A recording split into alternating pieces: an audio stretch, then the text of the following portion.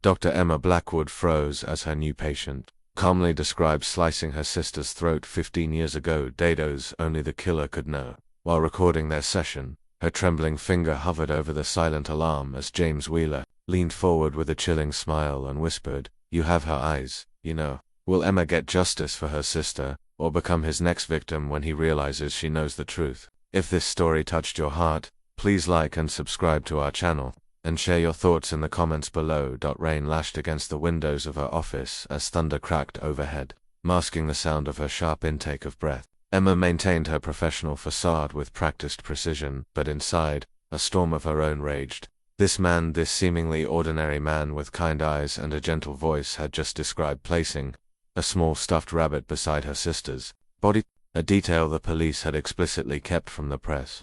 "Tell me more about these dreams you're having, Mr. Wheeler," she said, voice steady despite the violent trembling of her hands beneath her notepad. Emma's apartment was silent except for the steady drum of rain against the windows. She poured herself a generous glass of wine, hands still trembling as she replayed the session with James Wheeler in her mind. Sarah. 15 years had passed, but the wound remained raw. Emma closed her eyes, allowing the memories to wash over her. Summer 2010. Sarah's laughter echoed through their childhood home as she spun around the living room in her new dress. At 19, she was everything Emma, for years her junior, aspired to be: confident, kind, beautiful. Sarah was heading to a friend's party that night. "Don't wait up," Sarah had called, her perfume lingering in the air long after she'd gone, but Emma had waited up all night and then for days afterward. The search began 24 hours after Sarah failed to return home. Volunteers combed the woods near the party location, their parents aged years in mere days. Emma watched helplessly as her family fractured under the weight of uncertainty. Then came the call. A jogger had found Sarah's body in Riverside Park, 3 miles from the party. Emma would never forget her mother's wailer sound, so primal it seemed to tear the very fabric of reality. Detective Marcus Rivera had been gentle but firm when speaking with the family. "There are certain details we're keeping confidential," he'd explained. "Information only the killer would know, like the small stuffed rabbit placed beside her body." A rabbit Emma had given Sarah for her 16th birthday, a silly inside joke between sisters. The rabbit had disappeared with Sarah that night, only to reappear in that grotesque tableau. The case went cold within months. No suspects, no motive, just a senseless murder that consumed her family.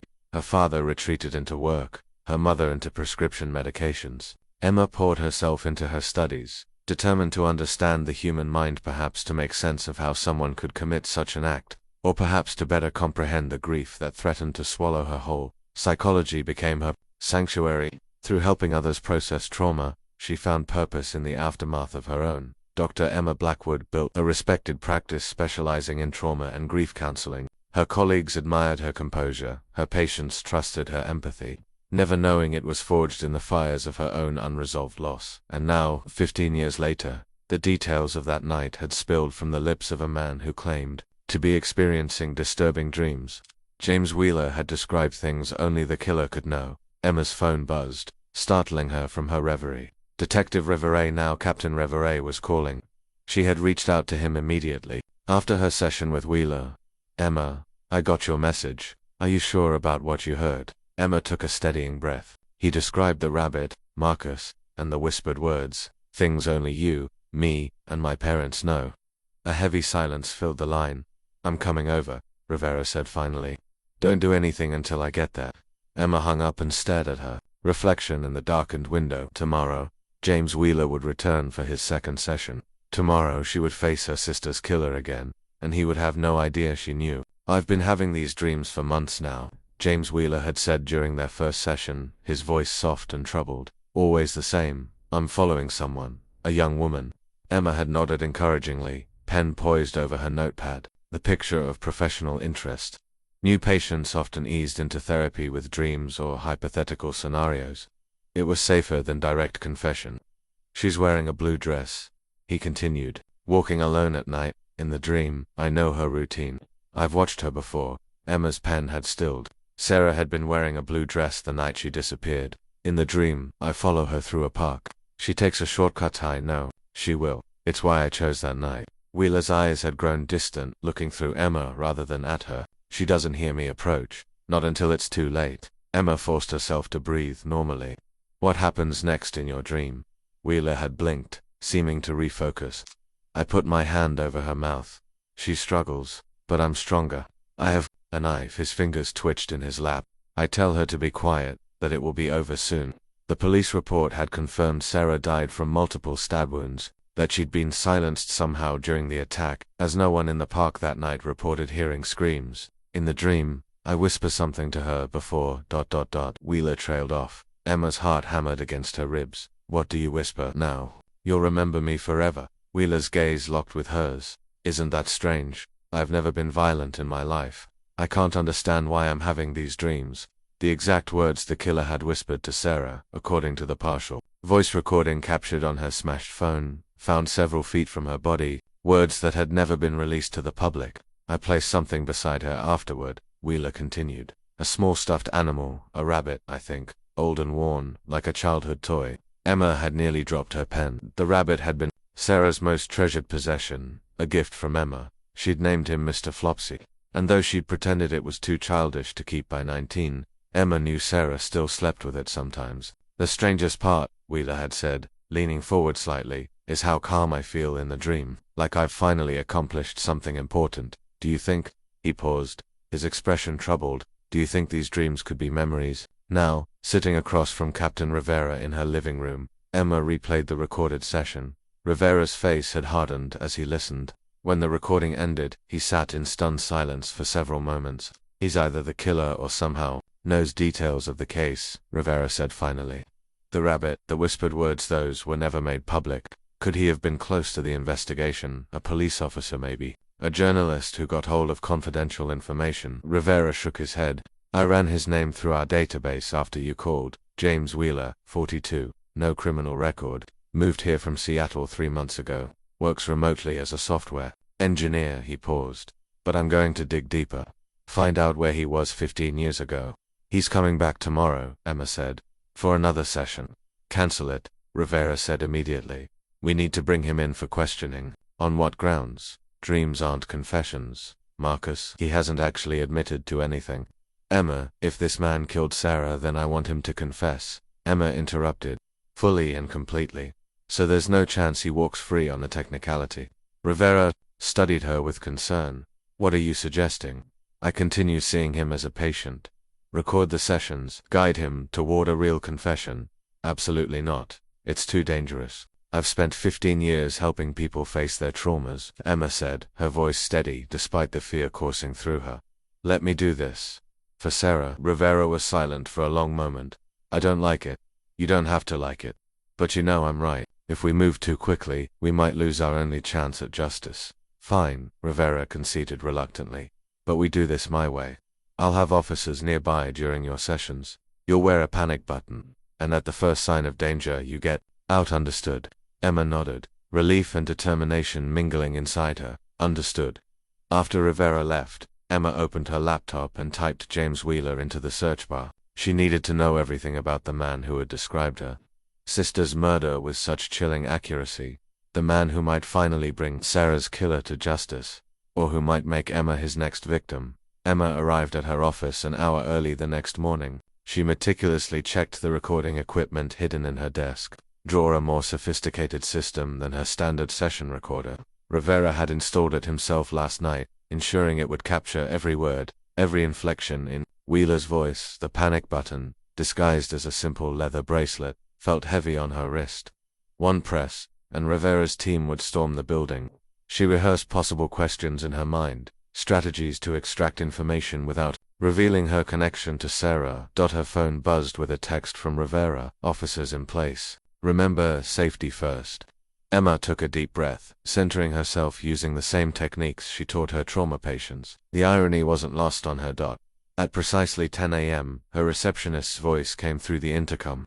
Dr. Blackwood, Mr. Wheeler is here for his appointment. Send him in, please, Emma replied, impressed by the steadiness of her own voice. James Wheeler entered with a tentative smile that didn't quite reach his eyes. Today he wore a light blue button-down shirt and khaki pants, casual but neat. He looked like any other professional seeking therapy, not a man who had described a brutal murder in detail. Good morning, Dr. Blackwood, he said, settling into the chair across from her. I've been thinking a lot about our session yesterday. I'm glad you came back, Emma said, her professional mask firmly in place. I believe we were making progress with your dreams. Wheeler nodded, clasping his hands in his lap. I had another one last night, the same scenario but with new details. Emma's heart quickened. I'd like to hear about it, if you're comfortable sharing. In this dream, I followed her for weeks before that night, Wheeler said, his gaze drifting to the window, learning her patterns, her routines. It wasn't random or opportunistic. It was planned. Emma nodded, making a note on her pad. That's common in recurring dreams. They often elaborate on previous versions, adding layers of detail. Is it? Wheeler looked genuinely curious. I don't know much about psychology. That's why I sought help. You mentioned yesterday these dreams disturbed you. Why is that? Wheeler shifted in his chair. Because they feel real. Not like dreams at all. More like memories I'm somehow accessing. For the first time, he paused, frowning slightly. But that's impossible, right? I couldn't do something like that and not remember it. Emma thought of her research last night. Dissociative amnesia was rare, but documented traumatic events suppressed so completely that the perpetrator might have no conscious recollection of their actions. The mind is complex, she said carefully. There are documented cases of suppressed memories, sometimes triggered by stress, trauma, or even by encountering something that subconsciously connects to the event. So you think it's possible these could be real memories? Wheeler leaned forward, his expression troubled but also eager. Emma maintained her neutral expression despite the chill that ran down her spine. I think we should explore these dreams further before jumping to conclusions. Tell me, in your dream last night, what was your relationship to this woman? Did you know her? Wheeler shook his head. No, she was a stranger, but somehow special. His eyes unfocused slightly. In the dream, I knew she had a sister who admired her greatly. I knew she kept a childhood toy hidden in her apartment because it made her feel safe. His gaze sharpened suddenly, fixing on Emma. Odd details to invent, don't you think? Emma's pen stilled. How could he know about Sarah's relationship with her? That information had never been in any public report. Our minds often incorporate random details into dreams, she said, forcing herself to continue writing. Sometimes from books we've read or movies we've seen. The subconscious is quite resourceful. Maybe, Wheeler conceded, though he didn't sound convinced. There's something else. After it was done, I took something from her. Emma's pulse quickened. What did you take? A necklace, silver, with a small key pendant. Wheeler's eyes never left her face. Does that sound familiar to you, Dr. Blackwood? It did. Sarah had worn a silver key necklace, a gift from their parents for her 18th birthday. The police had noted its absence, assuming the killer had taken it as a trophy. That detail, too, had been kept from the public. I'm more interested in what it means to you in the dream, Emma deflected smoothly. Was the key significant? Wheeler smiled faintly. You're good at this, Dr. Blackwood, turning questions back on the patient. He leaned back in his chair. In the dream, I wanted something to remember her by. Something personal that had touched her skin. Emma suppressed a shudder and checked the time. I think we've made good progress today, she said, closing her notepad. Before our next session, I'd like you to journal about these dreams. Write down every detail you can remember, no matter how insignificant it might seem. Wheeler stood, his movements fluid and controlled. Same time tomorrow. Emma nodded, maintaining her professional smile until the door closed behind him. Then she collapsed back into her chair, her hands finally free to tremble as the weight of his words settled over her. He knew too much, far too much, and somehow he seemed to be watching her reactions, testing her. She pressed the intercom. Cancelled. My appointments for the rest of the day. Then she called Rivera. He's toying with you, Rivera said, pacing Emma's living room later that afternoon. The key necklace, the sister, detail. He's watching for your reaction. But how could he know those things? Emma asked, curled on her sofa with a cup of tea gone cold. The necklace was in the confidential report, and I've never spoken publicly about being Sarah's sister. Rivera stopped pacing. Changed your name after college, didn't you? Emma nodded. I took my mother's maiden name when I started my practice. After the media circus around Sarah's case, I wanted distance. Smart move professionally, but it means the connection isn't immediately obvious, Rivera mused. Wheeler must have researched you specifically. But why? Why come to me, of all people? Rivera's expression darkened. That's what worries me. This isn't random, Emma. He sought you out. The implication hung heavy in the air between them. Wheeler wasn't having spontaneous memories or dreams. He was orchestrating something. Checked his background, Rivera continued. James Wheeler has lived in Seattle for the past decade. Before that, Denver. Nothing ties him to our area 15 years ago. He paused. At least nothing obvious. So, either he's lying about his identity, which we're checking, fingerprints from his water glass are being processed, or he knows the killer, Emma finished. Maybe he's protecting someone. Rivera nodded grimly. Either way, he's dangerous. I want you to withdraw as his therapist. Emma shook her head firmly. Not yet, not when we're this close, Emma.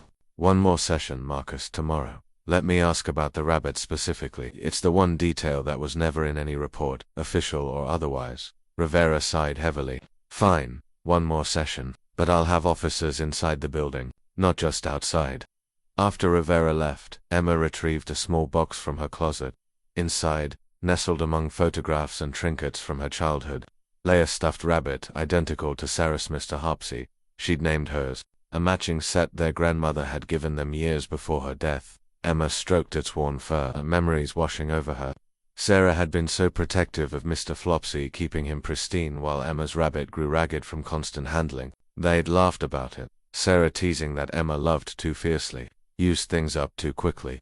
The rabbit had been their secret connection, a childish token they pretended to have outgrown but never really did. On difficult days, they'd text each other simple rabbit emojis, their private code for, I need you or I'm here for you. The killer had deliberately placed Mr. Flopsy beside Sarah's body. Not thrown aside, not damaged, but carefully positioned as if in repose. The police had photographed it, then returned it to Emma's parents. Her mother had locked it away, unable to look at it. After her parents' divorce, Emma had taken possession of the box of Sarah's things, including the blood-stained rabbit. She'd never told anyone about the matching pair. It wasn't in any report, any news article, any family statement, so how could Wheeler know? Emma's phone rang, startling her from her thoughts. Unknown number. Dr. Blackwood, she answered cautiously. Silence. Then, they never found her phone, you know. Wheeler's voice. Emma's blood turned to ice. Mr. Wheeler, this is inappropriate. We can discuss your concerns during our scheduled appointment. The phone with the partial recording, he continued as if she hadn't spoken, the last words she heard. Emma's hand tightened around her own phone. I'm going to hang up now. I've still got it, Wheeler said, his voice eerily calm. Dead battery, of course, cracked screen, but it captured my voice quite clearly. This conversation is over, Emma said firmly, fighting to keep her voice steady. Bring the rabbit tomorrow, Wheeler said. Your rabbit, Mr. Hopsey, I believe. Not your sister's, that one's gone. Evidence, they said. The line went dead before Emma could respond. She sat frozen, the phone still pressed to her ear, her mind racing. He knew everything, about the rabbits, the phone, her connection to Sarah. With trembling fingers, she called Rivera, but it went to voicemail. She sent a text. Wheeler just called me. He knows who I am. He has Sarah's phone. While waiting for Rivera to respond, Emma paced her apartment, checking locks, drawing curtains. Wheeler had specifically mentioned her rabbit, not just Sarah's. A detail so intimate, so personal, that it had never been shared outside the family. Her phone buzzed with Rivera's reply. Stay where you are. On my way with officers. Emma clutched Mr. Hopsey to her chest, her professional detachment finally crumbling as tears streamed down her face. This was no longer about maintaining a facade or extracting a confession. This was about survival. Because James Wheeler wasn't having dreams or recovered memories. He was hunting her, just as he had hunted Sarah, and he'd been watching her all along. We can't find him, Rivera said, standing in Emma's kitchen as officers finished checking her apartment. The number he called from was a burner. His listed address is an Airbnb that was vacated this morning. So he's gone? Emma asked, still clutching Mr. Hopsey for now. But he contacted you for a reason. Rivera's expression was grim. I don't think he's finished. Emma nodded, suddenly exhausted. What about Sarah's phone? Could he really have it? It's possible. We never recovered it, though we found fragments of the case nearby. Rivera rubbed his face warily. If he does have it, that's physical evidence directly tying him to the murder. Then why risk contacting me? Why not just disappear? That's what worries me, Rivera admitted. This isn't about evading justice. He's playing some kind of game. An officer approached them. Captain, we've secured the perimeter. 2 patrol cars will remain overnight. Rivera nodded. Thank you, Officer Chen. He turned back to Emma once they were alone. You're staying with me tonight. Pack a bag. Emma didn't argue. While gathering essentials, she tried to process Wheeler's words. Bring the rabbit tomorrow. Despite everything, he still expected their session to proceed. He thinks I'll come, she said as Rivera drove them to his house. That's why he hasn't run. He believes I'll keep our appointment. Rivera glanced at her sharply. You're not considering it.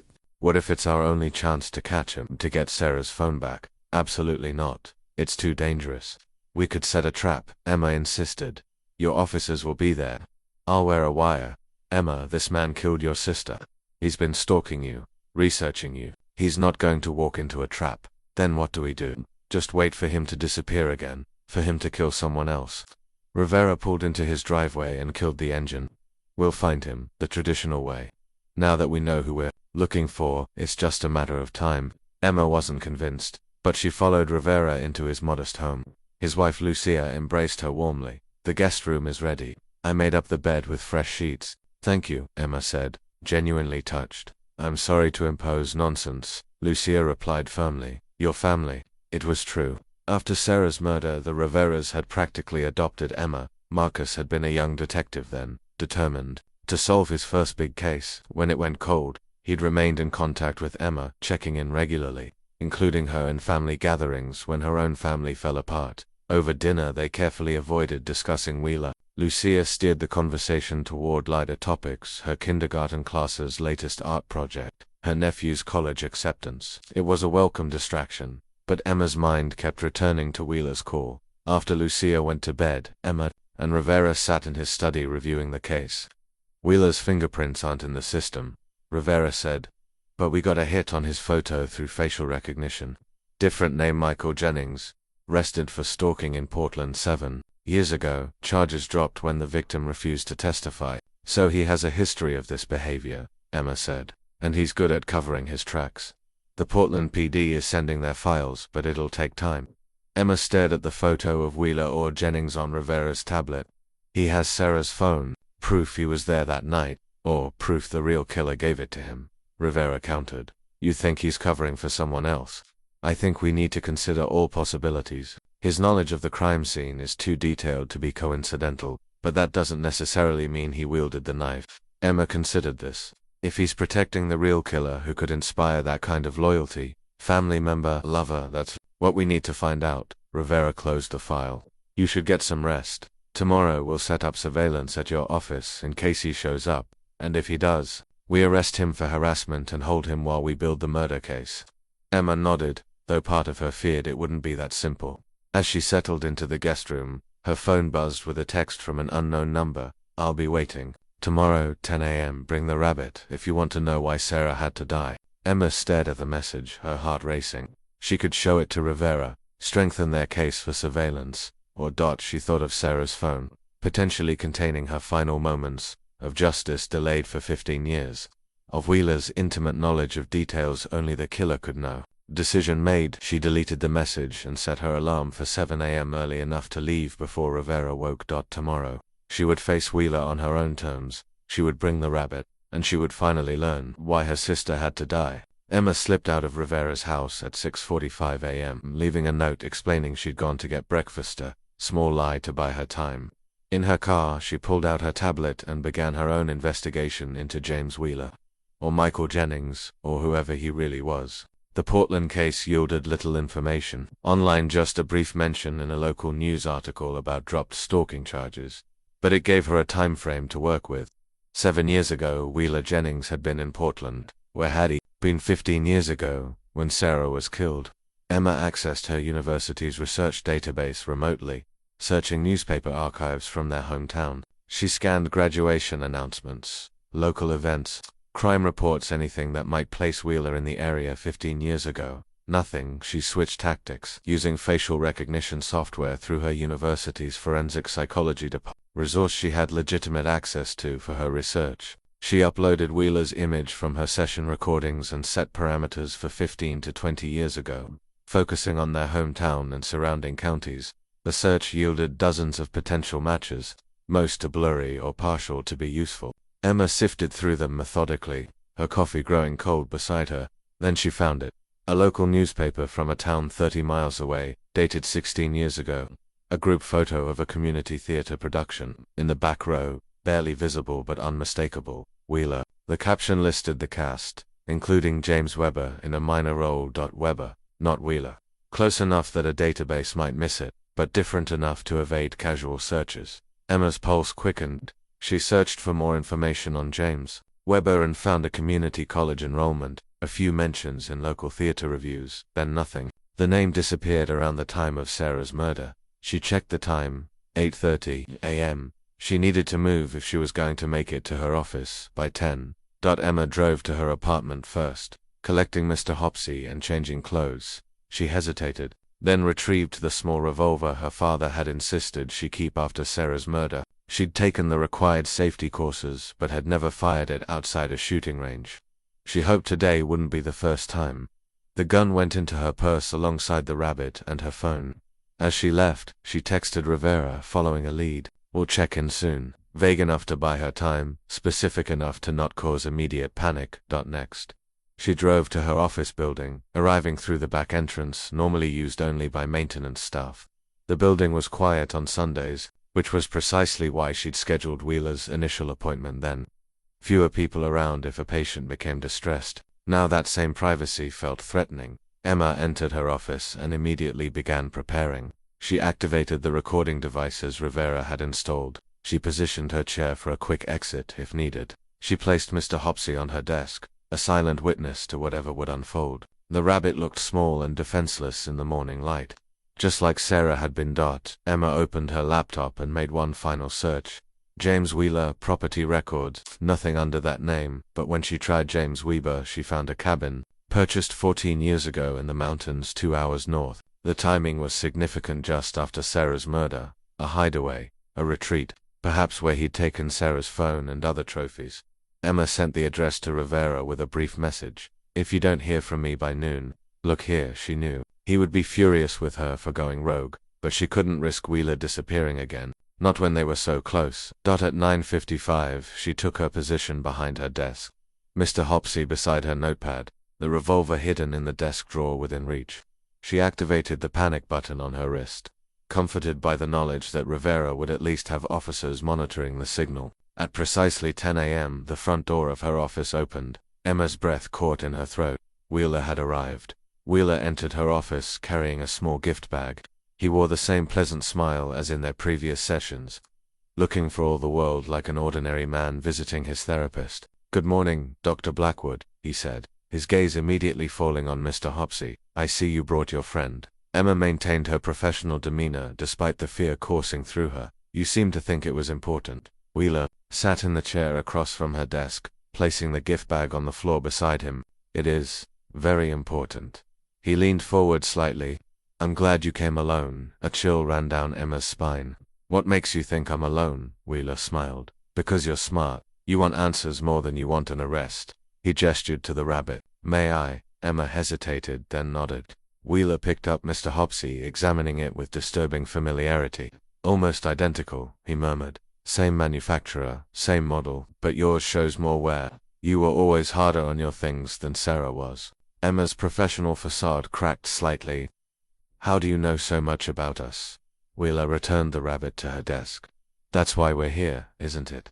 For answers, he reached into the gift bag and removed a small box, sliding it across the desk. "Open it." Emma stared at the box warily. "What is it?" A gesture of good faith. With cautious fingers, Emma opened the box. Inside lay a silver necklace with a small key pendant. "Sarah's necklace. Where did you get this?" he whispered, her voice barely audible. "You know where." Wheeler's expression remained calm, almost gentle. "The question you should be asking is why I'm giving it back." Emma touched the necklace gingerly, as if it might dissolve under her fingers. "Why are you giving it back?" "Because I'm not what you think I am." Wheeler leaned back in his chair. "I didn't kill your sister, Dr. Blackwood." Emma's gaze snapped up to meet his. "Then how do you have her necklace? How do you know details only the killer would know because I've been inside his mind?" Wheeler tapped his temple. "I've seen his memories, felt his emotions, heard his thoughts." "That's impossible, is it?" Wheeler smiled thinly. "You're the psychologist. You're familiar with dissociative identity disorder, aren't you?" Emma's mind raced. "You're claiming to have did that another personality committed the murder." Wheeler shook his head. Not exactly. I'm claiming that someone very close to me committed the murder. Someone whose thoughts and memories sometimes leak into mine. That's not how memory works, Emma countered, her clinical knowledge providing firm ground amid the shifting sands of this conversation, isn't it? Wheeler removed a phone from his pocket, an old model, its screen cracked, the case stained with what might have been blood. Sarah's phone. How do you explain this, then? I've never been to this city before 3 months ago. I have alibis for my whereabouts 15 years ago, and yet, he placed the phone on the desk beside the necklace. I know things only the killer could know. Emma stared at the object's tangible proof of Sarah's final moments. Who are you protecting? Wheeler's expression darkened. I'm not protecting anyone. I'm trying to understand what's happening to me. He leaned forward, his eyes intense.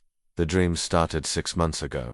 Vivid, horrifying dreams of following a young woman through a park, of silencing her screams, of watching the life drain from her eyes. Why come to me? Of all the therapists in this city, why seek out the victim's sister? Because in the dreams, he talks about you. Wheeler's voice lowered. He says you're next. That he left the rabbit as a message for you specifically. Emma's blood ran cold. Who is he? Wheeler hesitated, then reached into the gift bag once more. He withdrew a small rabbit keychain, identical to the stuffed rabbits, but in miniature. This was delivered to my apartment last week. With a note, he placed a folded paper on the desk. Emma carefully unfolded it. In neat, block letters. Tell her I'm coming. Tell her about the rabbits. Someone is using you to get to me, Emma said, trying to make sense of it all. Or someone is using both of us. Wheeler glanced at his watch. We don't have much time. He'll realize soon that I've gone off script. Who will? Wheeler leaned forward, his voice dropping to a whisper. My brother. Emma stared at him, pieces beginning to fall into place. Your brother killed Sarah, my twin brother, Michael. Wheeler's expression was pained.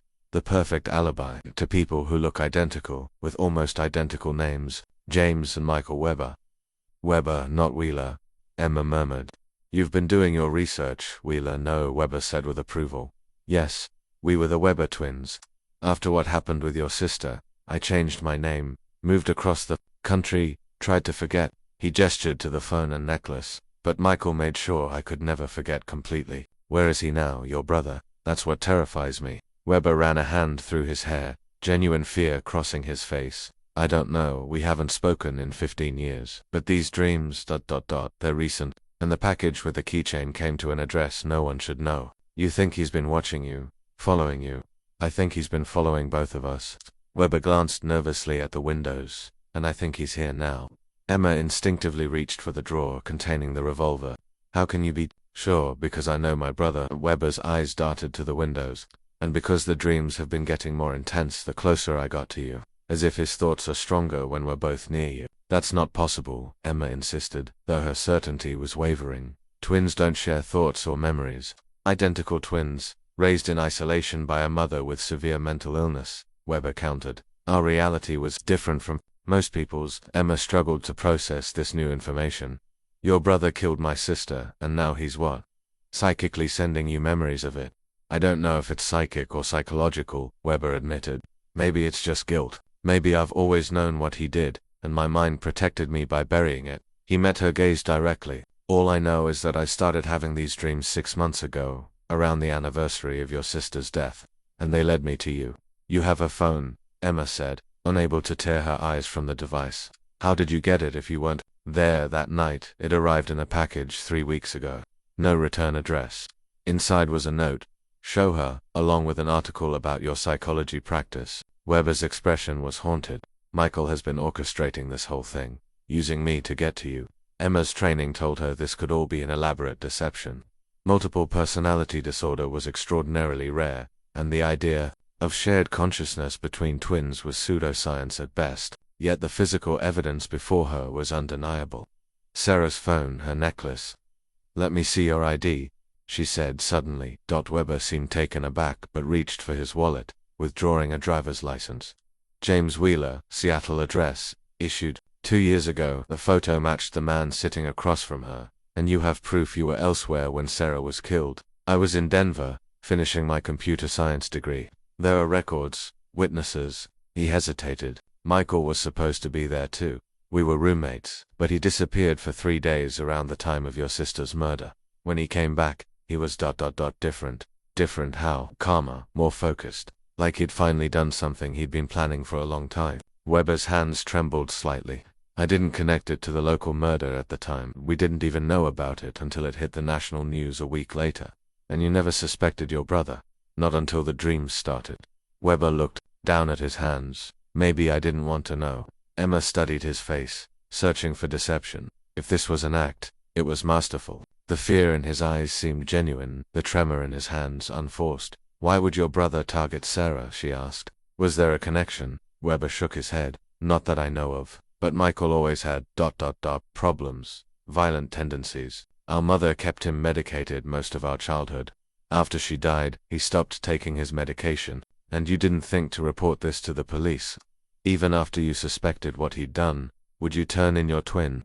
Weber's question hung in the air between them. Besides, I had no proof. Just dreams and intuition. You have proof now, Emma said, gesturing to the phone and necklace. Physical evidence connecting him to the crime. Evidence that would implicate me, just as easily, Weber pointed out. We're identical. Remember, same DNA, same fingerprints. And now I've handled both items. Emma realized he was right. The evidence on her desk could just as easily be used against the man sitting before her. So what now? She asked. Why risk coming to me at all? Because the dreams are getting worse. Weber's voice dropped to a whisper. I'm not just seeing memories anymore. I'm seeing plans. Future intentions. What kind of plans? He's going to finish what he started 15 years ago, Weber said, his eyes locking with hers. He's going to kill you, Emma, and he's going to make me watch. A sudden crash from the outer office made them both jump. Emma lunged for the drawer, pulling out the revolver. Weber's eyes widened at the sight of the gun. Is that for me or for him? He asked quietly. I haven't decided yet, Emma replied, keeping the weapon trained in his general direction as she reached for her phone with her free hand. She needed to call Rivera, now. Before she could dial, the lights in the office flickered, then went out completely. He's here, Weber whispered in the sudden darkness. Emma tightened her grip on the gun. How can you be sure it's not just a power outage? Because I can feel him, Weber replied, his voice strained. In my head, he's angry that I've warned you. Emma's emergency lights activated, bathing the room in dim blue light. Weber's face looked ghostly in the eerie glow, his fear palpable. We need to leave, now, he urged, rising from his chair. Emma kept the gun pointed at him. You're not going anywhere until the police arrive. The police can't stop him, Weber insisted. No one has for 15 years. A soft chime from her computer interrupted them. An email notification. Emma glanced at the screen, keeping the gun trained on Weber. The subject line froze her blood. The wrong twin. The sender, Michael Weber. The attachment, a video file. Emma stared at the email notification, her finger hovering over the trackpad. Don't open it, Weber warned, his voice tight with fear. It's a trap. It could be evidence, Emma countered, though dread pulled in her stomach. Something to give to the police. Or it could be a virus designed to disable your security systems. Weber glanced nervously at the door. We need to leave. Now. Emma hesitated, torn between curiosity and caution. Before she could decide, her phone buzzed. Rivera calling. She answered immediately, keeping the gun trained on Weber. Emma, where the hell are you? Rivera demanded. My office, with James Weber. She emphasized the last name.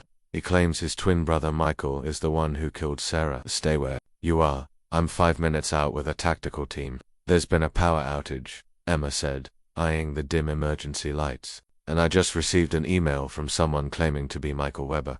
Don't open anything, Rivera ordered. Just stay on the line. A sharp crack echoed through the building, a door being forced open. Weber flinched. He's inside, he whispered, face pale in the blue light. Emma relayed this to Rivera, who swore under his breath. Get out of there now. Use the emergency exit. We're 3 minutes away. Emma stood, keeping the gun pointed at Weber. Move toward the door. Slowly. Weber complied, his movements careful. He'll be expecting us to use the emergency exit. It's what he would do, and how would you know that? Emma asked, suspicion creeping back in. Because he's my twin. Because sometimes I can think like him. Weber's eyes pleaded for understanding. It's how I found you in the first place. I followed his thoughts. Another crash. Closer this time. Emma made a split-second decision. The storage closet. It connects to the adjacent office suite. She guided Weber toward the small door in the corner of her office, keeping him in front of her, the gun at his back. The closet was cramped, filled with office supplies and old files. Emma pushed aside a shelving unit, revealing a maintenance door. Fire code required interconnected access, she explained, twisting the handle. The building management thinks only they have keys. The door opened to a darkened hallway and the neighboring suite, a law firm, closed on Sundays. Emma ushered Weber through, following close behind. Rivera, she whispered into the phone. We're moving through the building, east side. Almost there, Rivera responded. Officers are surrounding the building now. They navigated through the law office, past deserted cubicles and conference rooms. As they approached the main exit, Emma heard footsteps behind them. Keep moving, she urged Weber, who had frozen at the sound. It's him, he whispered, his eyes wide with terror. I can feel him. Emma pushed him forward, toward the exit. Just go. They burst through the door into the parking garage, the sudden brightness momentarily blinding after the dim office. Emma blinked, adjusting to the light, keeping Weber in her sights. The stairs, she directed, pointing to the emergency stairwell, down to street level. As they reached the stairwell door, a shot rang out, the bullet embedding itself in the wall inches from Weber's head. He stumbled, falling against Emma, who struggled to maintain her grip on both the gun and her phone. Shots fired, she shouted, into the phone, pulling Weber behind a concrete pillar for cover. We're in the parking garage. Another shot, closer this time. Emma peered around the pillar, trying to locate the shooter, but the garage's shadows and echoing acoustics made it impossible to pinpoint the source. He won't kill me, Weber said, his voice shaking. He needs me alive. Why? Emma demanded, keeping low. Because we're connected. Because killing me might be like killing part of himself. Weber's expression was desperate. But he has no such reservations about you. A voice called out from the shadows, so similar to Weber's that Emma felt a chill of disorientation. Jimmy, bring her to me, and this can all be over. Weber flinched at the nickname. He's the only one who calls me that, he whispered. Come out now, and I'll make it quick for her, the voice continued. Make me hunt you both, and she suffer, like Sarah did. Emma heard sirens in the distance, Rivera and his team approaching. If they could just hold out a few more minutes. He said he won't kill you, she whispered to Weber. So you're going to create a distraction while I make for the stairs. Weber's eyes widened. He'll shoot me, but not fatally, according to you. Emma's voice was hard. It's our only chance. Before Weber could protest further, Emma's phone buzzed. With a text, she glanced down to see a message from Rivera, in position. Northeast corner. She showed it to Weber, who nodded in understanding. On 3, she whispered. 1.2. Before she reached 3, Weber suddenly shoved her aside and stepped out from behind the pillar, hands raised. Michael, he called out. It's me you want. Let her go. Emma watched in horror as a figure emerged from the shadows on the far side of the garage, a mirror image of James Weber, down to the same build and facial structure. Only his clothes and expression distinguished him from his twin, where James looked terrified. Michael's face held only cold determination, and he was pointing a gun directly at his brother's heart. Hello, Jimmy, Michael Weber said, his voice eerily similar to his brother's but lacking any warmth. I've been waiting for this reunion for a long time. Emma remained hidden behind the pillar, her gun ready. From her position, she could see both brothers clearly, but Michael hadn't spotted her yet. Let her go. Michael, James pleaded. This is between us. It's always been between us. Michael laughed, the sound hollow and chilling. But she's the whole point, Jimmy. She's why we're here. He took a step closer, his gun unwavering. Did you tell her about our childhood? About what father did to us? James flinched visibly. That has nothing to do with this. It has everything to do with this. Michael's composure cracked slightly, revealing a flash of rage. Her father destroyed our family. Her father is the reason Mother went insane. Emma froze, struggling to make sense of Michael's words. Her father had been a corporate attorney, specializing in mergers and acquisitions. How could he have destroyed the Weber family? Emma's father represented the company that bought out Dad's business. James explained, his eyes never leaving his brother's gun. Dad killed himself afterward. But that wasn't Emma's fault. It wasn't Sarah's fault either. Their perfect family, Michael spat. While we were left with nothing, with a mother who couldn't even look at us because we reminded her of him, the pieces began to fall into place in Emma's mind. Her father had often represented large corporations acquiring smaller businesses. Sometimes these takeovers resulted in layoffs or bankruptcies, but that was business. He'd never seemed to take it personally. So you killed Sarah as revenge? James asked, his voice tight with emotion. Or something her father did? Michael's smile was chilling. I killed Sarah because she was there. Because she looked at me with the same dismissive expression her father had when he told our dad the acquisition was just business. He adjusted his grip on the gun, and I'm going to kill Emma to finish what I started. The police are outside, James warned. You'll never escape. I don't need to escape, Michael replied calmly. I just need to finish this. He glanced around. Where is she, Jimmy? Hiding? Send her out, or I start shooting parts of you until she shows herself. Emma had heard enough. She pressed her panic button, the signal that would bring Rivera and his team rushing in. Then she stepped out from behind the pillar, her gun aimed at Michael. I'm right here, she said steadily. Michael's expression flickered with surprise before settling into a smile. The psychologist has a gun. How unexpected. Drop your weapon, Emma commanded, her training momentarily overriding her fear. You first, Michael countered, or I put a bullet in my dear brother's skull. James stood frozen between them, his eyes pleading with Emma. He won't do it, he said. He can't kill me without destroying himself. Are you sure about that, Jimmy? Michael's voice was soft, dangerous. We stopped being two halves of the same whole the moment you abandoned me. Emma kept her gun trained on Michael, trying to buy time until Rivera arrived. You sent James the dreams, she said. Somehow, you planted those memories. Michael's smile widened. Very good, Doctor. Jimmy always was suggestible. All it took was a few detailed letters, some carefully worded phone calls when he was half asleep, and the power of his own guilt. He's been carrying that guilt for 15 years.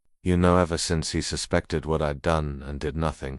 James shook his head vehemently. I didn't know. Not for certain, but you suspected. Michael pressed.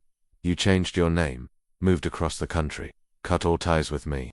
Actions of an innocent man. The sound of doors opening at the far end of the garage interrupted them. Rivera and his team had arrived. Michael's expression hardened. Time's up. He swung his gun toward Emma. Several things happened at once. James lunged at his brother, throwing off his aim. Emma dove behind a nearby car. A shot rang out, echoing through the garage. Then another. Emma peered over the hood of the car to see James collapsing, blood blooming on his shoulder. Michael staggered backward, a second gunshot wound in his leg. Rivera's officers returning fire. Drop your weapon. Rivera's voice boomed through the garage. You're surrounded. Instead of complying, Michael grabbed his wounded brother, hauling him upright and pressing the gun to his temple. Back off, or I kill him right now. Emma could see Rivera and his officers at the garage entrance, weapons drawn but hesitating. Now that Michael had a hostage, let him go, Weber, Rivera called. There's no way out of this. There's always a way out, Michael replied, dragging his brother toward a service door. Stay back. James's face was pale from blood loss, but his eyes found Emma's across the garage. He mouthed something she couldn't quite make out. The twin brothers disappeared through the service door, Michael backing away with James still held as a shield. Emma moved to follow, but Rivera intercepted her. Stay back, he ordered. Let my team handle this. He's going to kill James, Emma insisted. We don't know that, Rivera countered, though his expression suggested otherwise. You've done enough. Let us take it from here. Officers rushed toward the service door, but a sudden explosion rocked the garage, sending them diving for cover. Smoke billowed from the doorway Michael and James had just passed through. Smoke bomb, Rivera muttered, then into his radio. All units, suspects heading into the east stairwell. Weber is armed and has a hostage. Proceed with caution. Emma slumped against a car, the adrenaline that had sustained her beginning to ebb. The garage filled with officers and emergency personnel. Someone placed a shock blanket around her shoulders. Are you hurt? A paramedic asked, checking her for injuries. Emma shook her head numbly. James is shot. He needs help. We'll find him, the paramedic assured her, but Emma could see the doubt in her eyes. Rivera returned to her side. We're searching the building and surrounding blocks. They can't have gone far with James wounded. Michael won't let his brother go, Emma said, remembering the cold determination in his eyes. Not alive. You don't know that, Rivera insisted, but Emma did know, because in those final moments before the brothers disappeared, she had finally understood what James was trying to tell her. He'd mouthed a single word, cabin. The mountain property she'd discovered in her research. James was telling her where Michael would take him, and he was asking her to follow. Emma waited until Rivera was distracted coordinating the search before slipping away from the paramedics. She made her way to her car, parked in a different section of the garage, and retrieved her phone from where she'd dropped it during the confrontation. The cabin address was still in her text history with Rivera. She entered it into her GPS, calculating the drive would take just under 2 hours. If Michael had a vehicle nearby, he and James could already be well on their way. She hesitated, knowing she should tell Rivera. The rational, professional part of her mind urged caution, but another part, the part that had lost her sister and carried that wound for 15 years, knew she couldn't wait for bureaucracy and procedure. Not when James's life hung in the balance. Not when Sarah's killer was finally within reach. Decision made. Emma started her car and headed for the exit, careful to avoid the area swarming with police. She'd call Rivera when she got closer to the cabin. By then, it would be too late for him to stop her. The drive through the mountains was tense, each minute stretching endlessly as Emma imagined what might be happening between the Weber twins. James had been shot, losing blood. Without medical attention, he might not survive 2 hours, but Michael needed him alive, at least for now. That much had been clear from their confrontation. Whatever twisted connection existed between the twins, Michael wasn't ready to sever it completely. As Emma navigated the winding mountain roads, her mind returned to Michael's accusation about her father. Had her family's prosperity really come at the expense of the Webers? Had her father's professional decisions led, however indirectly, to Sarah's murder? The thought was too painful to contemplate fully. Her father had been distant after Sarah's death, eventually leaving her mother and moving to Arizona with his young secretary. Emma had written off his abandonment as grief manifesting in self-destructive ways. Now she wondered if guilt had played a role as well. The GPS directed her onto a narrow dirt road, barely visible among the dense trees. Emma slowed her car, looking for signs of another vehicle. About half a mile in, tire tracks cut through the mud, fresh ones, heading deeper into the forest. Emma parked her car off the road, hiding it as best she could among the trees. The rest of the journey would be on foot. She didn't want to announce her arrival. She checked her phone. No service. As expected in these remote mountains, Rivera would have no way to find her now unless she'd told him where she was going. A moment, doubt crept in. Was she making a terrible mistake? But then she thought of Sarah, of 15 years without justice, of James Weber's desperate attempt to warn her despite his own injuries. She had to see this through. Emma retrieved her gun from her purse and began following the dirt road on foot, staying within the tree line for cover.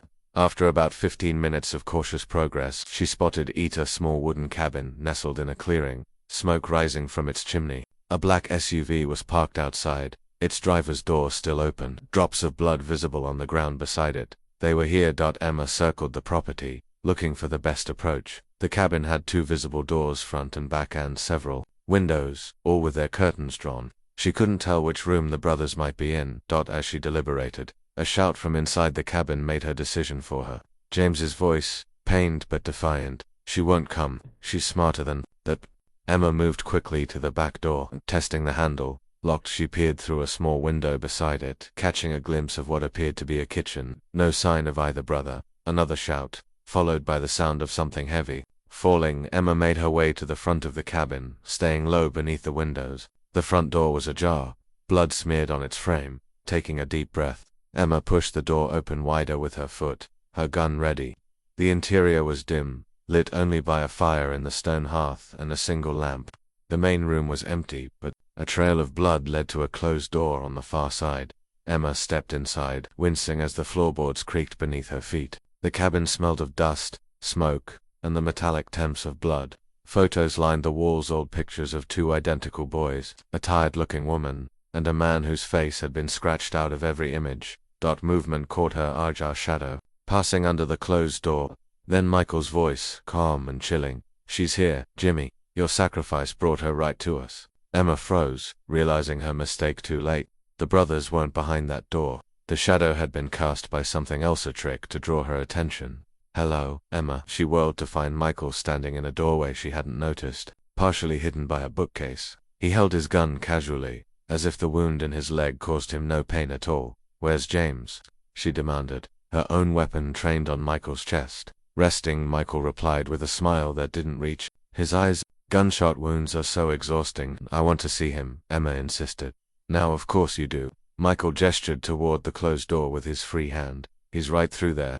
Go ahead, check on him. I'll wait." Every instinct told Emma it was a trap, but what choice did she have? She couldn't leave without James, and she couldn't shoot Michael in cold blood, no matter how much he deserved it. "Drop your gun first," she countered. Michael's smile widened. "We both know that's not going to happen." but I'll make you a deal. He lowered his weapon slightly. You can keep yours pointed at me while you check on Jimmy. Just open the door. That's all I ask. Emma hesitated, then moved slowly toward the door, keeping her gun aimed at Michael. When she reached the handle, she paused. If this is a trap, you'll shoot me, Michael finished for her. I understand the terms. Heart pounding, Emma turned the handle and pushed the door open, maintaining her aim on Michael. The sight that greeted her stole her breath. James lay on a bed, pale and still, his shoulder crudely bandaged. Beside him sat a familiar stuffed rabbit, not Mr. Hopsy, but Mr. Flopsy, Sarah's rabbit, still stained with her blood. He's alive, Michael said from behind her. For now, Emma felt rather than saw Michael move closer. In the moment her attention had been divided, he'd closed the distance between them. Why are you doing this? She asked, struggling to keep her voice steady. To finish the story, Michael replied simply. To tie up all the loose ends. By killing me, like you killed Sarah. Sarah was just the beginning, Michael said, his voice taking on a dreamy quality. The start of the punishment your family deserved. And James, what did he do to deserve this?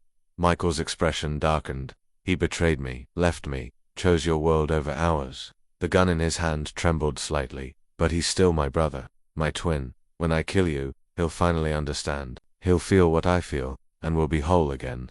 You're insane, Emma whispered. Possibly, Michael conceded with unsettling calm. But I'm also right. As they stood in this deadly stalemate, James stirred on the bed, his eyes fluttering open. When he saw Emma, horror crossed his face.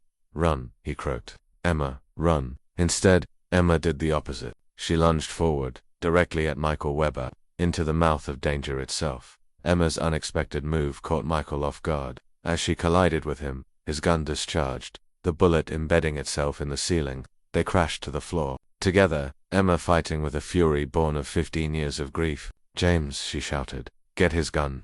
Despite his injury, James staggered from the bed, lurching toward the struggling pair. Michael struck Emma across the face, momentarily stunning her. But before he could bring his weapon to bear, James tackled him from behind. The twin brothers grappled for control of the gun, their identical faces contorted with effort. Emma scrambled for her own weapon, which had skidded across the floor during the initial confrontation. Another shot rang out, followed by an agonized cry. Emma turned to see James collapsing, a fresh wound in his abdomen.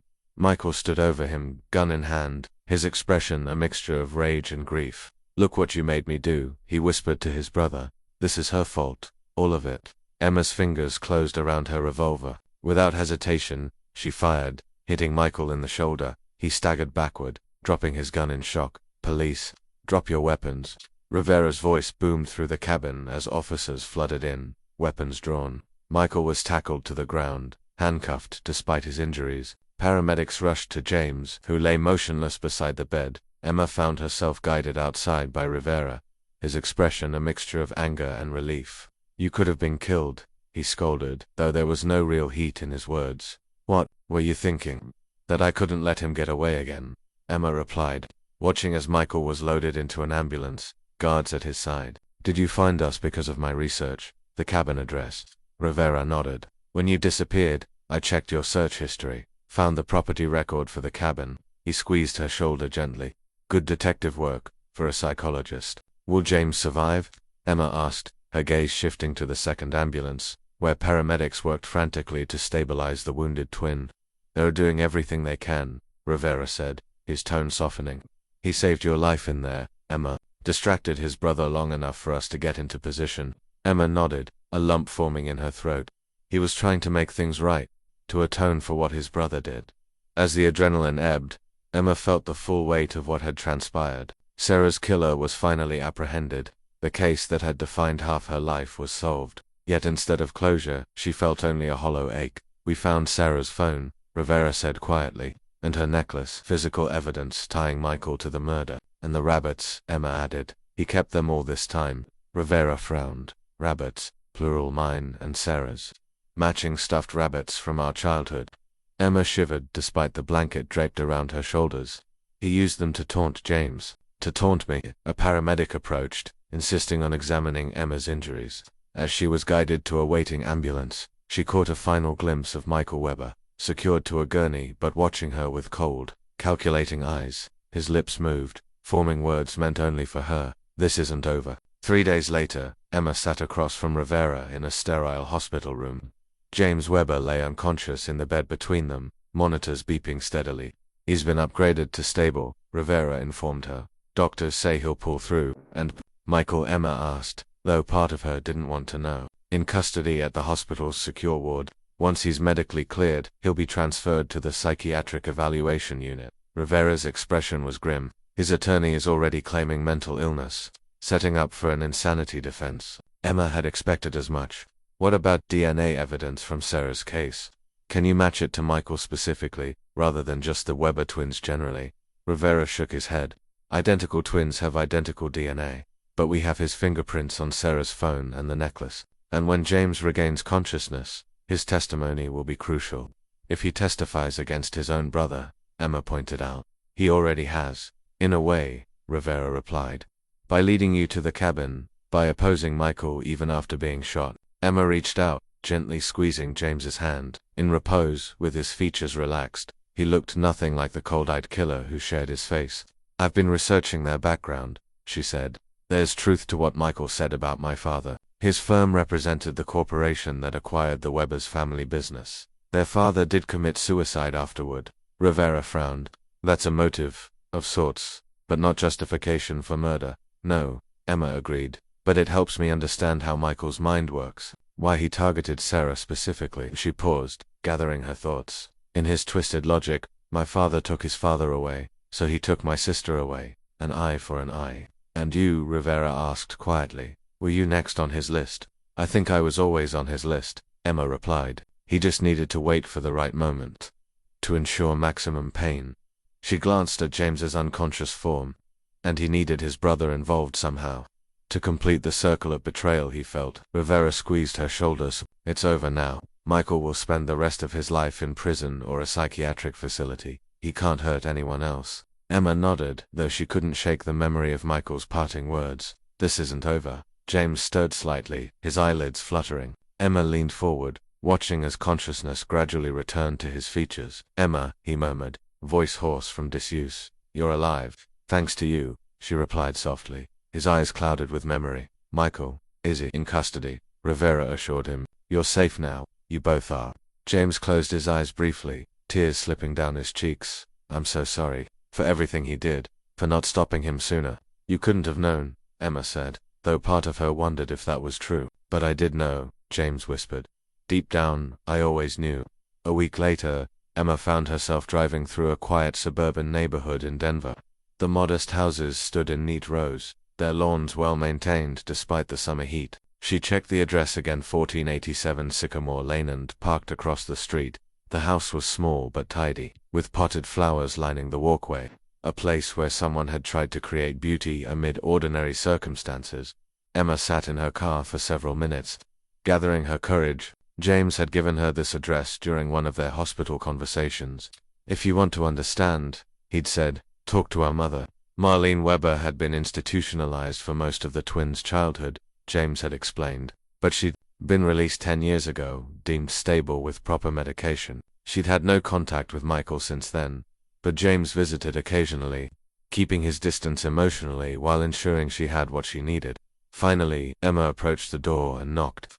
A moment later, it opened to reveal a thin woman, in her 60s, her hair gray but neatly styled, her eyes sharp and assessing. Mrs. Weber, Emma asked. I'm Dr. Emma Blackwood. James suggested I speak with you. Recognition flickered in the woman's eyes. The sister, she said quietly. Sarah's sister. Emma nodded, surprised. You know who I am, James said. You might come. Marlene Weber stepped back, opening the door wider. I suppose it's time we talked.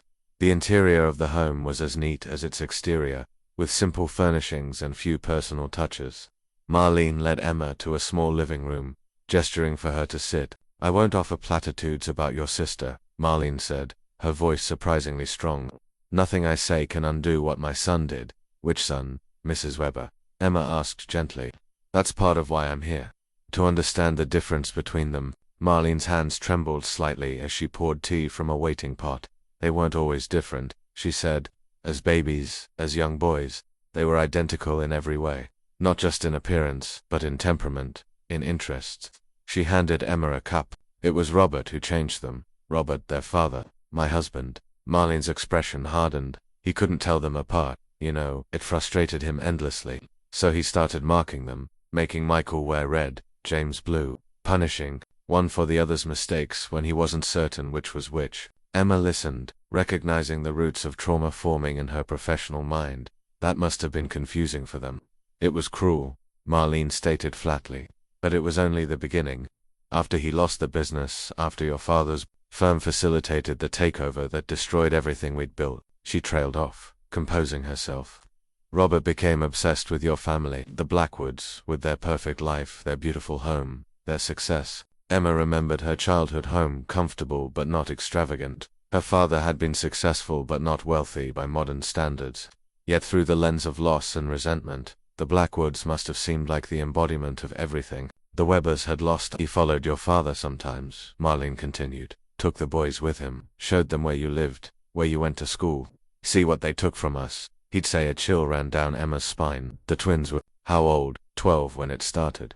14 when Robert killed himself. Marlene's hands shook more visibly now.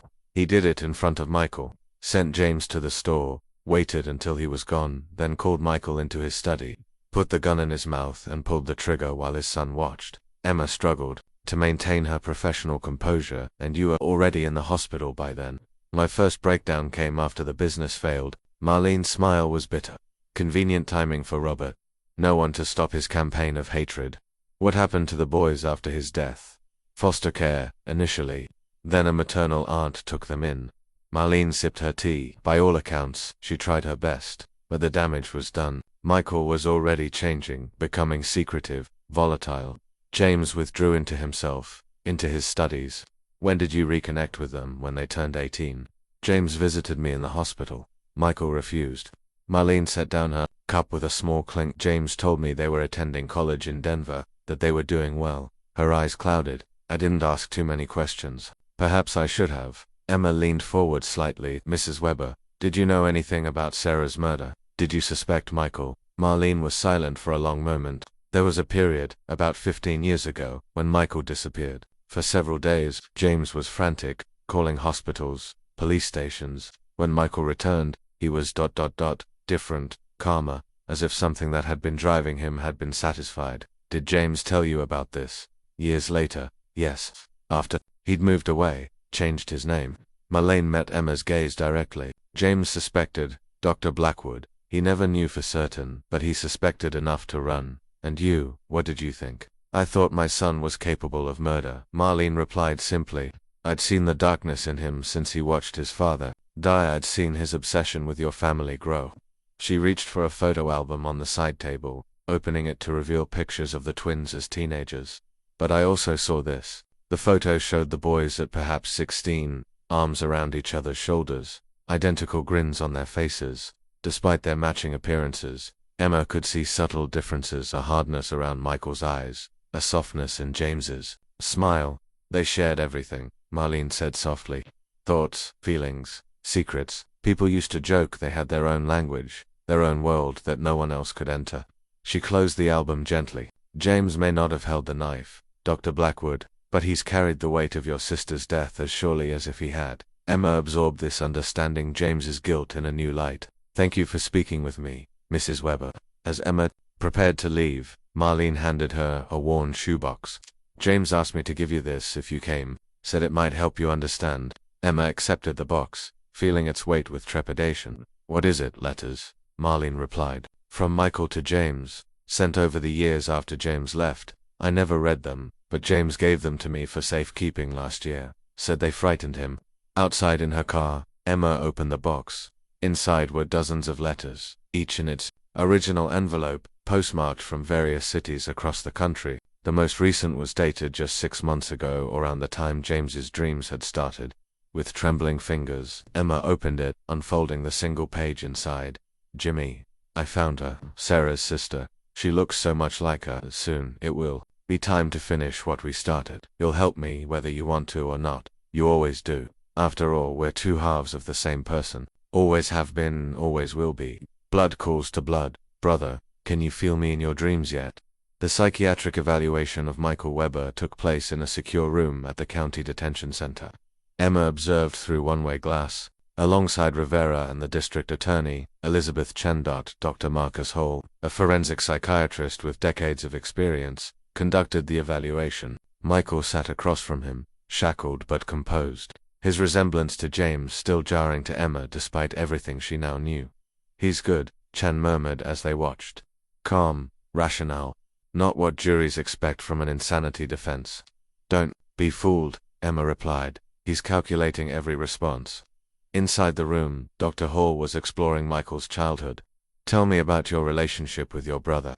"James and I were inseparable as children," Michael responded, his voice measured. "We felt each other's pain, shared each other's thoughts. When our father died, that connection became even more important." "And when did that connection begin to change?" Michael's expression remained neutral. "It didn't, from my perspective. James was the one who pulled away, who tried to pretend we weren't two halves of the same person." "Let's talk about Sarah Blackwood," Dr. Hall said, changing direction smoothly. "What can you tell me about her murder?" For the first time, Michael's composure slipped slightly. "What makes you think I know anything about that?"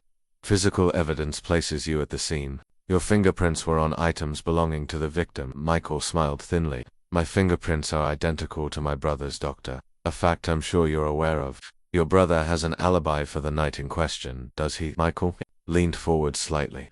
"Or does he have friends willing to lie for him? Have you considered that possibility, doctor? That James might be the one responsible?" Emma tensed, but Rivera placed a steadying hand on her arm. "He's trying to create reasonable doubt," he whispered. "Standard tactic." Dr. Hall remained unperturbed. "Why would your brother kill Sarah Blackwood?" "For the same reason anyone kills," Michael replied. "Rage, jealousy, revenge." His eyes flicked toward the one-way glass, as if he could see Emma behind it. "Our father killed himself because of her father. Perhaps James felt that required balancing. And you, did you feel that way?" Michael's smile returned. "I'm not the one on trial here, doctor. This is my evaluation, not my confession." The questioning continued for another hour, with Michael expertly deflecting, suggesting alternative explanations, planting seeds of doubt about his brother's innocence, never admitting guilt, but never convincingly establishing his own innocence either. When it was over, Dr. Hall joined them in the observation room, his expression troubled. "Well," Chen prompted, "what's your assessment?" "He's not legally insane," Dr. Hall stated firmly. "He understands the nature and consequences of his actions. He's oriented to reality, but ... he hesitated. "There's something there, a personality disorder, certainly, possibly antisocial or narcissistic. And there's his fixation on his twin." "What about it?" Rivera asked. "It's more than the typical twin bond," Dr. Hall explained. "He genuinely seems to believe they share consciousness. On some level, that James knows what he knows, feels what he feels." "Could that be true?" Chen asked, glancing at Emma. "Psychologically speaking." Emma shook her head. "There's no scientific evidence for shared consciousness between twins. Close emotional bonds, yes. Heightened empathy, sometimes, but not literal shared thoughts or memories." "Yet James knew details of the murder," Rivera pointed out. "Details only the killer should know." "Because Michael told him," Emma replied, thinking of the letters. "Not directly, perhaps, but through suggestion, through carefully crafted communications, designed to implant those details in James's subconscious." Dr. Hall nodded. "A form of psychological manipulation, especially effective if James already suspected his brother's involvement and carried guilt about it." "So what's our strategy?" Chen asked. "If he's not legally insane, ... We proceed with the murder prosecution," Rivera said firmly. "The physical evidence, James's testimony, the history of stalking in Portland, it's enough. And if he continues claiming James is the real killer," Chen pressed. "We have James's alibi for the night of Sarah's murder," Rivera reminded her. "Multiple witnesses place him at a study group in Denver." Emma remained silent, her mind racing. Something about Michael's performance during the evaluation troubled her, not just his deflection of guilt, but his apparent certainty that James shared his knowledge of the crime. After the meeting broke up, Emma returned to the hospital where James was recovering. He was sitting up in bed, color returning to his face, watching television without really seeing it. "How did it go?" he asked when Emma entered. "Michael's evaluation. About as expected," she replied, studying his face, so identical to his brother's, yet somehow fundamentally different. "He tried to suggest you might be the real killer." James winced. "Of course he did." "James," Emma said carefully, "I visited your mother." His expression softened. "How is she? Stable?" coherent. Emma sat in the chair beside his bed. She gave me the letters Michael sent you over the years. James's face drained of color. You read them? Some, Emma admitted. Enough to understand how he was manipulating you, feeding you details about Sarah's murder. It wasn't just the letters, James said quietly. It was phone calls in the middle of the night, emails with attachments he knew would trigger me of parks similar to where Sarah was killed, articles about unsolved murders. He rubbed his face warily, and the dreams, they felt so real, Emma, like memories. False memories, Emma clarified gently.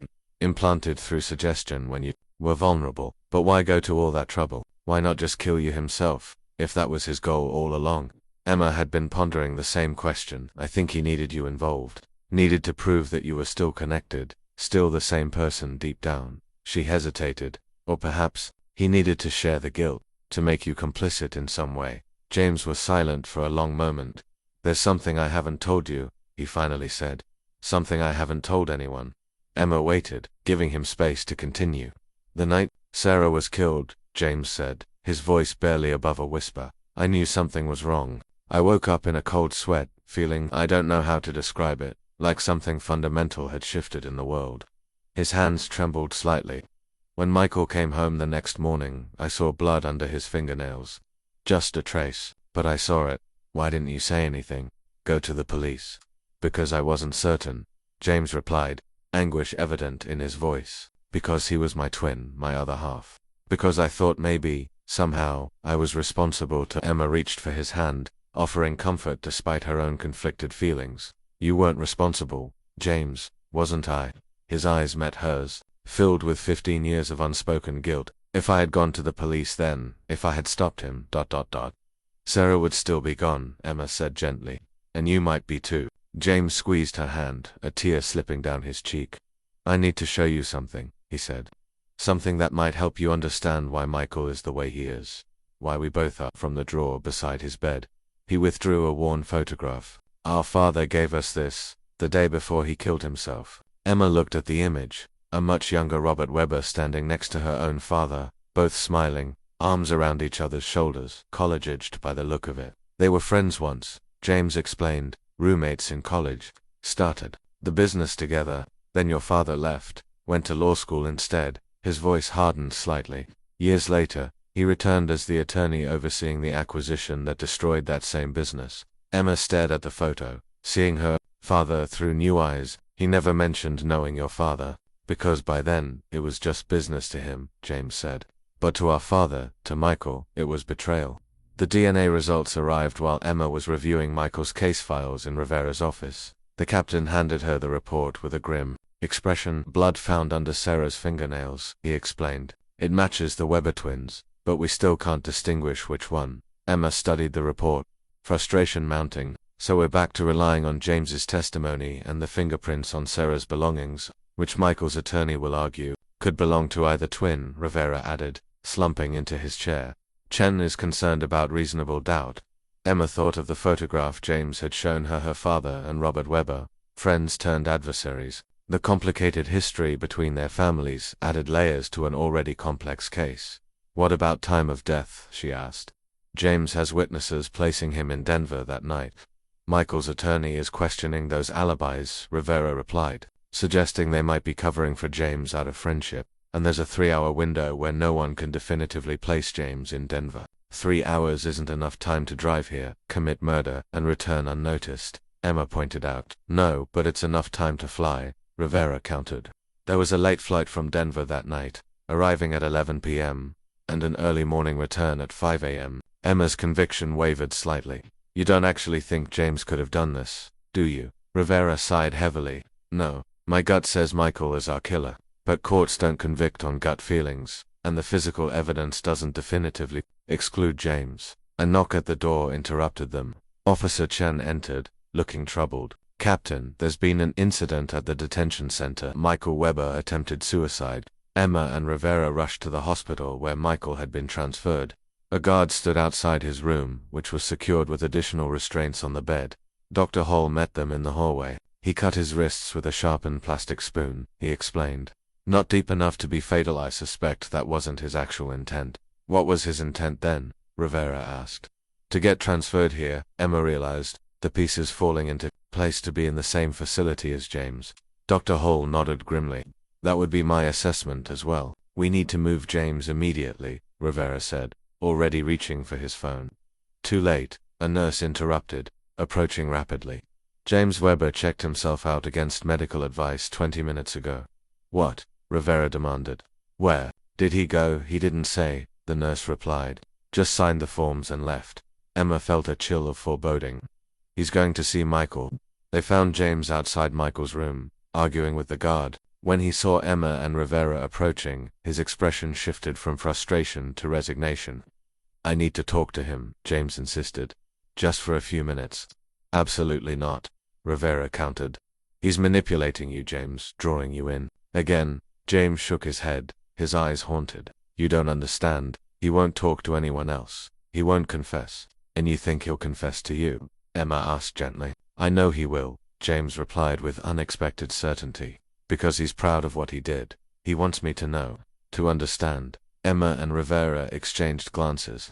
A confession from Michael would solidify their case, eliminate the lingering questions about which twin was responsible. I could observe, Emma suggested. As a psychological professional, record the interaction. Rivera considered this, clearly torn between investigative necessity and concern for James's well-being. 5 minutes, he finally conceded.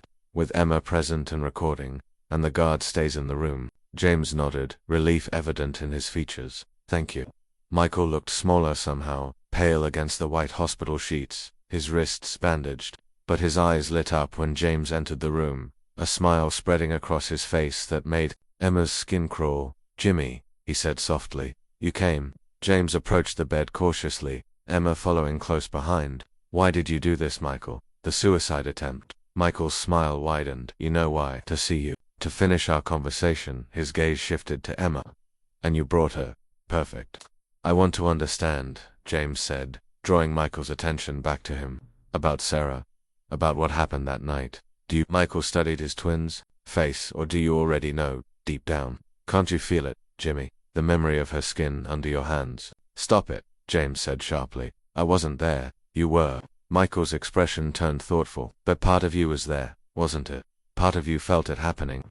That's why you woke up that night sweating, knowing something had changed. Emma watched the brothers carefully, struck by the mirrored features expressing such different emotions. James's anguish, Michael's calculated manipulation. Just tell me why, James pleaded. Why Sarah? She never did anything to you. She existed, Michael replied simply. She was happy, her family was whole, and ours was destroyed.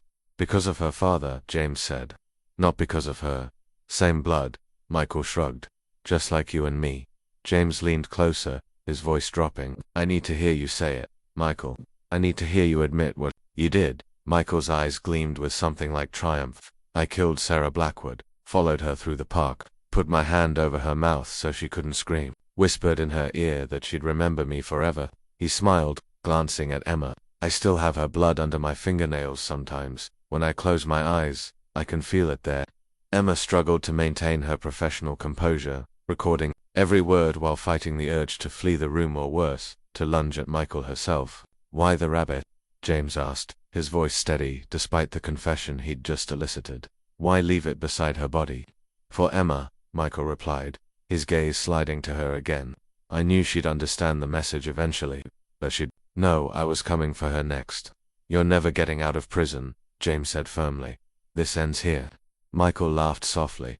Does it, Jimmy, are you sure? He leaned forward despite his restraints, whispering something in his brother's ear that Emma couldn't catch. Whatever he said caused James to recoil as if struck.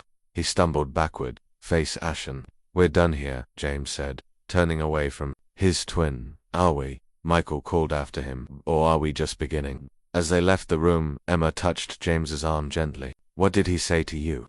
James shook his head, refusing to meet her eyes. Nothing that matters now. But Emma could see in his haunted expression that whatever Michael had whispered continued to echo in his mind, threatening the fragile peace they'd begun to construct from the rubble of tragedy.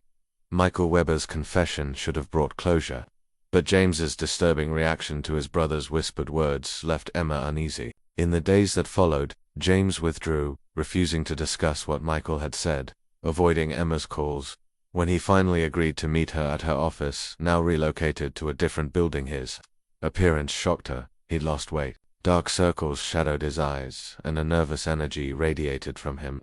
"I need your help," he said without preamble as he paced her new office. As a psychologist, Emma gestured for him to sit. "Of course. What's going on, James?" "I can't sleep. When I do, I have nightmares, Michael's memories bleeding into mine." He ran a hand through his disheveled hair, or at least, that's what it feels like. Emma maintained her professional demeanor despite her concern. What Michael suggested shared consciousness between twins isn't scientifically supported. "I know that," James replied, frustration evident in his voice. "Rationally, I know that. But these dreams..." He trailed off, then met her gaze directly. "I want to try hypnotherapy." Emma blinked in surprise. "That's a very specific request." "I need to understand what's real and what's been planted in my mind," James explained. "Michael has been manipulating me for years, feeding me details about Sarah's murder, trying to make me believe I was somehow part of it. And you think hypnotherapy will help separate your genuine memories from his suggestions?" James nodded. "I've been researching it. In cases of implanted memories or psychological manipulation, it can sometimes help distinguish authentic recollections from external influence." Emma considered his request carefully. Hypnotherapy was outside her primary expertise, but she knew colleagues who specialized in the technique. "I could refer you to Dr. Eliza Chen," she offered. "She's excellent with trauma and memory work." "I trust you," James insisted. "You know the case. You know Michael. You know me." Emma shook her head. "Gently, James. I'm too close to this situation. My sister was the victim. I can't be objective." "That's precisely why it has to be you," James argued. "You'll recognize the truth about Sarah when you hear it. You'll know if I'm..." He hesitated. "If I'm somehow complicit." "You're not," Emma said firmly. "Then help me prove it, to myself." James's expression was pleading. "What Michael whispered to me that date's eating me alive. I need to know if there's any truth to it." "What did he say?" Emma asked the question she'd been holding back for days. James's face contorted with pain. "He said I was there that night. That I watched him kill Sarah and did nothing to stop it. That I helped him clean up afterward." His voice broke. "And the worst part is, I don't know if he's lying. There are gaps in my memory from that period, Emma, hours I can't account for." Emma's professional training warred with her personal involvement. If James had been present during Sarah's murder, if he had in any way participated, ... But she pushed the thought aside. The evidence supported his alibi in Denver. Michael was manipulating them both. "I'll contact Dr. Chen," Emma said finally. "She can conduct the session, and I can observe." "That's the most ethical approach." Relief washed over James's features. "Thank you, and I'll call her today." "But James," Emma added, her tone gentle but firm, "you need to prepare yourself for the possibility that this won't provide the definitive answers you're seeking. Hypnotherapy isn't a magic truth serum." "I understand," he replied. "I just need to try." 2 days later, Emma sat in Dr. Chan's office, observing as the renowned hypnotherapist guided James into a relaxed state. Rivera was present as well, there in an official capacity to document any potential evidence. "You're in a safe place, James," Dr. Chen said, her voice soothing and rhythmic. "We're going to explore your memories of 15 years ago, specifically, the night of June 17, 2010. Where were you that evening?" "Denver," James responded, his voice distant. "Studying at the library with friends." "What time did you leave the library?" "Around 9. We went to Mark's apartment to continue studying." "And you stayed there all night?" James's brow furrowed slightly. "No, I left around midnight. Got a call." Emma leaned forward, exchanging glances with Rivera. This contradicted James's previous statements about his whereabouts. "Who called you, James?" Dr. Chen prompted. Michael. James's breathing quickened. "He said he needed me. Said it was an emergency." "What did you do after receiving this call?" "I told the others I had to go. Family emergency." James's hands gripped the armrests of his chair. "I drove back to our apartment." "Was Michael there?" "No." James shook his head slightly. "There was a note, an address, said to meet him there right away." "Did you go to that address?" "Yes." James's voice trembled. "It was a small house on the outskirts of town. I'd never been there before. Michael was waiting outside." Emma felt her heart rate accelerate. This was new information, potentially damaging to James's alibi. "What happened when you met Michael?" Dr. Chen continued. "He was ... excited, agitated." James's face contorted with distress. "There was blood on his hands, on his shirt." Did he tell you what had happened? Not at first. Just that he needed my help. That we had to clean up. James was visibly sweating now. He took me inside.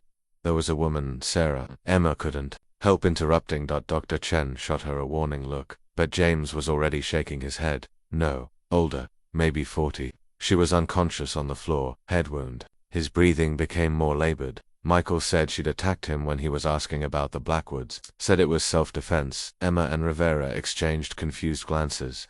Who was this woman, James? Dr. Chen asked.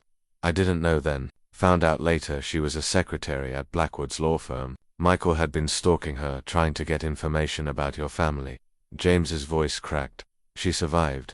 We got her to a hospital, left her outside the emergency entrance, and then what happened? We drove back to Denver. Michael was talking the whole time, rambling about justice and revenge, about finding Sarah Blackwood.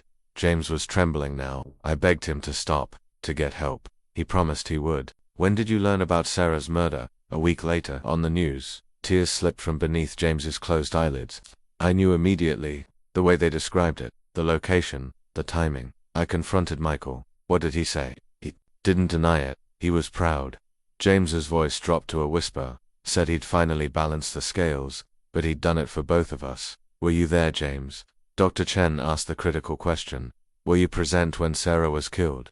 No, James replied firmly. I was in Denver, but I knew. I should have gone to the police then. I should have stopped him before he could hurt anyone else.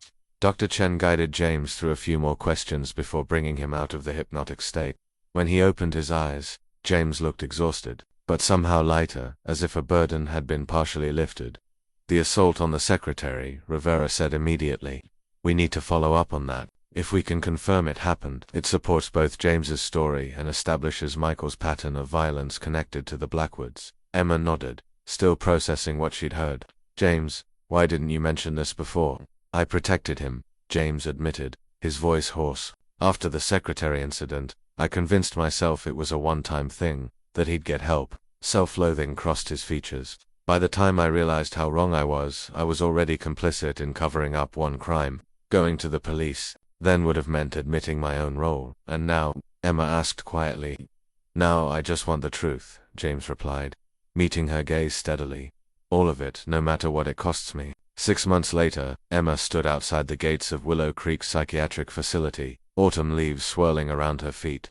The air was crisp, carrying the scent of pine from the surrounding forest.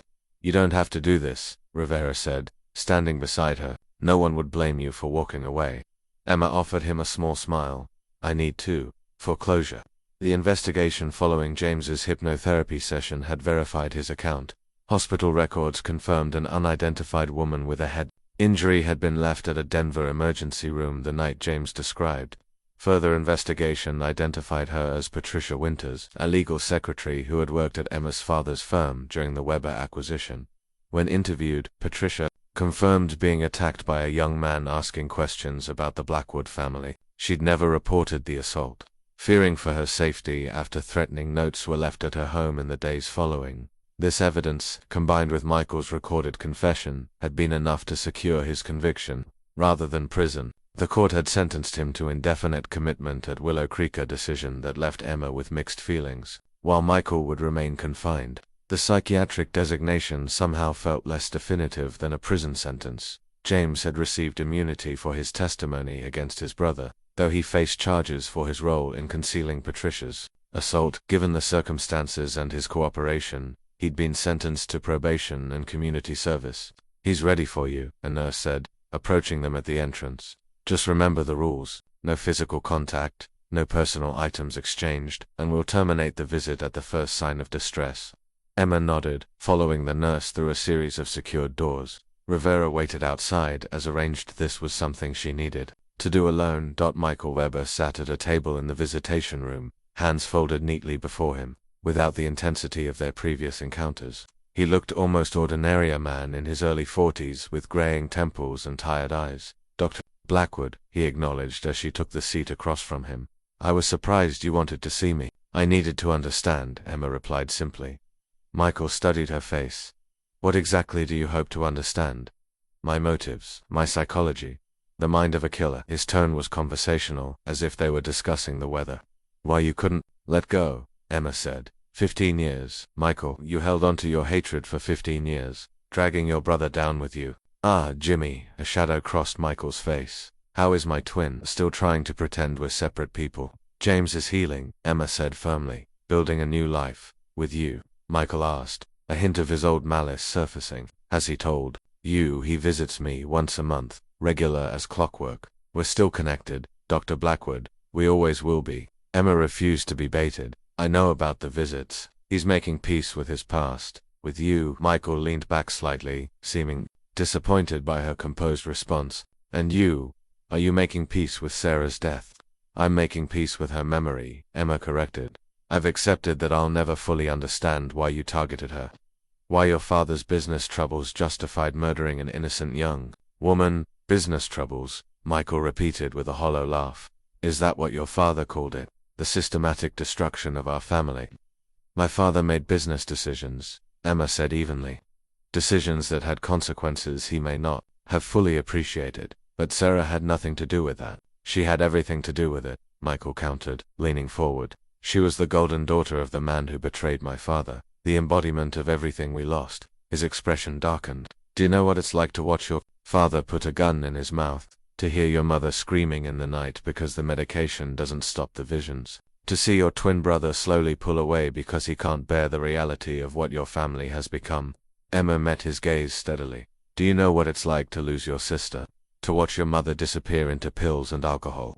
To see your father abandon what's left of your family because he can't face his guilt? Michael blinked, seeming genuinely surprised by her response. For a moment, something almost human flickered in his eyes. Perhaps we're not so different, he said quietly. We made different choices, Emma replied. That's the difference. They sat in silence for several moments, the weight of 15 years hanging between them. I brought something, Emma said finally, nodding to the nurse who stood nearby. You can't keep it, but I wanted you to see it. The nurse approached, handing Emma a clear plastic envelope. From it, she withdrew a photograph Sarah at 19, laughing in the sunlight, full of life and promise. This is who you took from the world, Emma said, placing the photo on the table between them. Not a symbol, not a pawn in some revenge fantasy, a person, my sister. Michael stared at the photograph, his expression unreadable. Why show me this? Because I needed you to see her as human, Emma explained. And I needed to see you as human too. Not a monster, not an abstract evil, but a person who made terrible choices. Is this forgiveness, Dr. Blackwood? Michael asked, his tone somewhere between mocking and curious. No, Emma replied honestly. I don't forgive you for killing Sarah. I don't think I ever will. But I'm letting go of the hatred that's connected us all these years. She stood, reclaiming the photograph. I won't be visiting again. Michael's composure slipped slightly. Jimmy will still come. That's his choice, Emma acknowledged. He's finding his own path to healing. As she turned to leave, Michael called after her. Do you love him, my brother? Emma paused, considering the complicated relationship that had developed between her and James over the past months. The tentative friendship built on shared trauma, the careful distance they maintained even as they helped each other heal. I care about him, she said finally. The rest is none of your business. Outside, Rivera waited by the car. How did it go? As well as could be expected, Emma replied, breathing in the crisp autumn air with relief. Let's go. I have somewhere else to be. An hour later, Emma stood before Sarah's grave, placing fresh flowers beside the headstone. She'd visited monthly since Michael's conviction, each time feeling the weight of grief lighten incrementally. I finished the book, she said, quietly, as if Sarah could hear. My editor thinks it'll help other families dealing with unresolved trauma. Writing had become therapeutic for Emma, transforming her professional knowledge and personal experience into a guide for others navigating the aftermath of violent crime. The process had been painful but cathartic. James is doing well, she continued, working with at-risk youth now, trying to prevent others from following his brother's path. A twig snapped behind her, and Emma turned to find James standing a respectful distance away, his own flowers in hand. I didn't mean to interrupt, he said softly. Emma shook her head. You're not interrupting. She would have liked knowing you were here. James approached, placing his flowers beside Emma's. They stood in companionable silence, united by loss and the long journey toward healing. I visited Michael today, Emma said finally. James nodded. He told me you might, when I saw him last week. Does it help? Seeing him sometimes, James admitted. I'm trying to understand him without excusing him. To separate myself from him without denying our connection. He glanced at her. Is that possible, do you think? Psychologically speaking, Emma considered this. I think we're all shaped by our connections to others. The key is recognizing where they end and we begin. As they walked back toward their cars, Emma felt a sense of peace she hadn't experienced in 15 years. The case was closed. Sarah's killer was confined. The nightmares that had haunted her for so long were finally beginning to fade. Coffee, James suggested as they reached the cemetery gates. As friends, he added quickly. Emma smiled, recognizing the careful boundaries they both maintained.